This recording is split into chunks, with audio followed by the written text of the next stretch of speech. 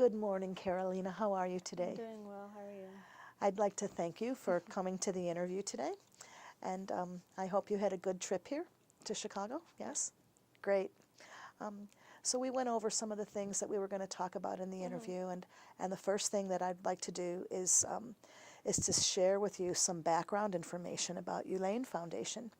The mission of Ulane is to promote optimal reproductive and infant health and quality of life, and to influence public policy, healthcare practice, community practices, and individual behaviors through scientific and programmatic expertise, leadership, and support to basically Chinese business entrepreneurs whose medical treatments and dedication to their work over a long period of time gave them the risk of infertility. Okay. So as you probably know, a lot of the products that we consume here in the U.S. are made by China, and by Chinese business entrepreneurs like the intended parents that work with Ulane, and these IPs. They've made a big contribution to the world's economy, and they let customers like us pay a low cost for higher quality products. And they've worked really hard in the last 20 years, and in doing that, they've lost the time and the ability to be fertile and healthy enough to carry their babies on their own. And so because of that, they seek surrogacy support from places like Ulane, and on behalf of these Chinese entrepreneurs, Ulane Foundation would like to let you know that the IPs sincerely appreciate your effort and the sacrificing of your time, and giving you the gift of family support that you give, and helping them to reach their dream. And that was part of why they presented you with the bouquet of flowers that you got earlier. That's just a token of their appreciation and how happy they are Very much appreciated. with you. Thank you, thank you. And so, now that you know about Ulane and what their mission is, I'd just like to take it to a more personal level, and tell you about and share with you a letter that was written by one of our intended parents, and it expresses their medical need to conceive a baby. And basically, this couple has tried to conceive a child for over 8 years, and they finally decided to come to Ulane for surrogacy services. And I just wanted to read a portion of their letter to you, okay? And I'm quoting from their letter. My name is Xiao Heng, and my husband is Zihua, and we are from Shandong City in China. We are both the founder and owners for China Tire Tech Manufacturers. I've had 3 miscarriages, and it seems that my fertility health could not honor me with the possibility of carrying a baby on my own. I am not sure what the medical reasons are, and we had just been so busy over the last 20 years, and as our company becomes one of the lead tire manufacturers by supplying reliable tires to the U.S. market. So that's why, that's from her letter, Okay. and that's why that family and many like them need surrogacy support. Now, the last part of our interview, it's going to take a little while longer, is to ask your permission for Ulane to share this video interview that we're doing with intended parents, and they'll do that through media like websites and their Facebook and their chat room. And the sharing is basically done on Chinese web portals, okay? Your full name is removed. It just shows your face, but it will ensure that the intended parents can understand your body language, they can see your smile, they can see the way you talk, and it helps them to accept your generous offer, Okay. So are you comfortable providing Ulane with the permission to share your interview with intended parents? I am. Good, good. Thank you. Now, the last part are some questions that Ulane would like to ask. And these questions are mainly about your feelings and your thoughts and your expectations around the whole concept of being an egg donor. And some questions might be sensitive in nature, so please bear with me as I ask them. And please realize that I have no intention to distress you, but the questions need to be answered in the order I give them to you, so you understand the reality and the seriousness of what you're about to embark upon as you are with your journey of being an egg donor. So, first question, okay, number one, I want to confirm with you specifically that you understand that Elaine has established a program that we call the Cyro Egg Donor Frozen Egg Program, that the eggs you donate will be frozen as part of an in vitro fertilization solution, you know, and that the program evaluates, accepts, and makes available egg donors accompanied by IVF treatment to intended parents with the intention of having a surrogate obtain a healthy baby using the cryopreserved eggs. And that's the reason for our business. That's the basis of the transaction. That's, you know, being completed today. And we want to be sure that you know about this and that you've been advised of these things before this interview. Yeah. Good, good. Okay. Have you ever been an egg donor before? Yes, last year. Okay, how many times and when was the last time? It was once, and it was last June. June So, of 2016. 2016, yes. Okay. What made you decide that you wanted to become an egg donor? I was actually really young when I wanted to be like, oh, I want to donate my eggs, but I was too young. So when I was 19, I was just going through, like, you know, my phone, and an ad popped up, and I was like, I should do it. Like, you know, I'm old enough, so I decided to go through with it and, you know, become an egg donor. Okay, what are your values regarding egg donation? What do you think about it? How do you feel about it? I think it's, I mean, I'm young. I don't plan on having kids right now. So if I can put my body to use to help someone else, you know, expand their family, I think it's a good thing to do. Thank you. Can you tell me a little bit about your family? Are you married? Do you have children? No, I'm not married. I have a boyfriend, but we've been together like 5.5 months. I'm in a pretty, you know, decent. It's a good family. I mean, I have my parents, You live at brother home? and sister. Yeah, I grew up with, you know, hundreds of cousins. Like, I have a lot of cousins, so I'm used to being around a big family. So it sounds like you have a solid support system from your family to help you face feelings about this that might perhaps be overwhelming for you. Family and friends, for sure. Do they know that you're doing this? Yeah.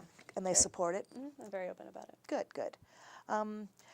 Okay, describe for me any maternal feelings that you may have experienced during previous egg donations, and how would you plan to deal with those feelings this time if they should arise? I think it's a little different since I'm just donating my eggs. It's not like a strong, overwhelming feeling, rather than if I was like a surrogate. But, you know, it's exciting to know that you have a baby out there. I mean, not legally yours, but, you know, a baby out there nonetheless. Thank you. Okay, just a little shift, more about yourself rather than about being an egg donor. Tell me about any top hobbies that you have. What do you do in your spare time? I like to read a lot, usually like thick books so that I can keep me occupied. I love doing sports, mostly volleyball, since I played it for most of my life. Good, good. So what's your profession? What have you been doing in the last 3 years? I've been a waitress for the past 2 years, and then like, the year before that, I worked something similar to waitressing. So I've been around people, working all the time. Is that full-time work or part-time work? I became full-time fall of 2016. And are you in school too? Yes, I'm doing full-time college work. Busy girl. I am. Yes. What's your major in college, and what's your average GPA?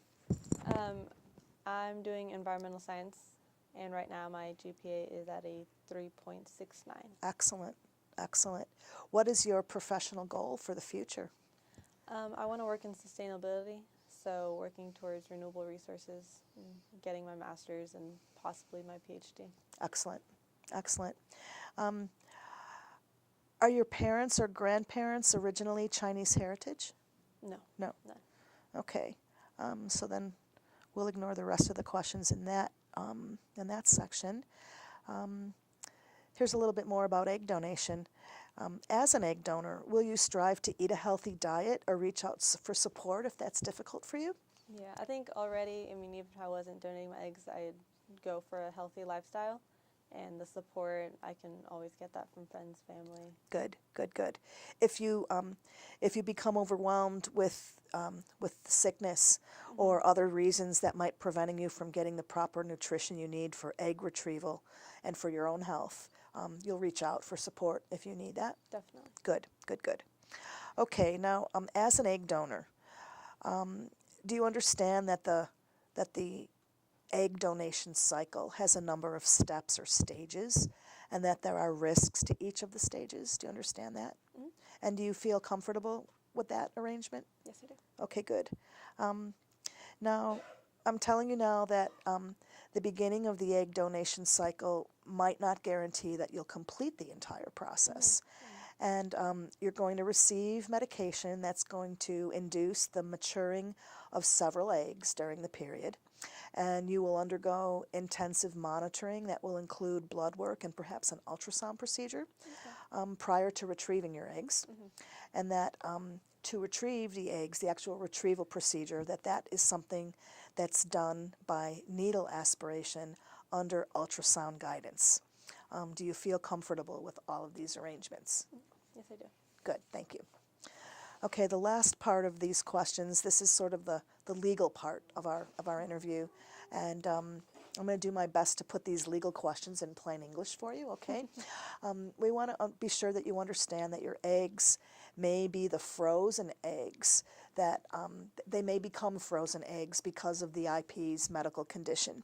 Okay. And that you consent, and that it's your wish that the initial matched parents can, if they want, share the remaining eggs that they don't use with other individual couples that are provided solely by Elaine. That way your eggs aren't wasted if they don't use them all. Okay. It means that your frozen eggs could be donated to others who are unable to conceive under the same circumstances as the IPs that you're matched with. And we want to be sure that you understand that that could be shared with other couples. Okay, yeah, Okay, I good. understand that. Good. We also want to make sure that you understand that the frozen eggs may become frozen due to the medical condition of the IP that you're matched with, and that you want to share your eggs with couples that are provided by Elaine, and that your frozen eggs can be donated to couples who are unable to conceive with their own eggs. And it's basically what you said in the prior paragraph, only with other people instead of your IPs. And we want to be sure that you're okay with that as well. Okay. Yeah, Okay, yeah. good, good. And then finally, we want you to understand and agree that your eggs are donated for the specific purpose of letting other people become pregnant and have a child. And that you knowingly are donating your eggs for this purpose, and that you need to relinquish all control of your eggs, and that you recognize that any embryos, any eggs that are fertilized and become embryos as a result of IVF are the sole property of the intended parents, and that you understand that each that you relinquish all control to the eggs after you donate them. I understand that. Okay, good, good. Now, I know you're young. I don't know, you said you were, 20, right? So by the time you reach the old age of 36, do you agree to notify Elaine of any changes to your health status during that time? Definitely. Okay, good, good, thank you. You also need to understand that Elaine isn't providing you with any legal services, medical services, or psychological services. Elaine doesn't do that. Yeah. And that as you as the egg donor represent that you're not relying on Elaine for any services like that. And that have any case managers or professionals at Elaine given you medical or legal advice?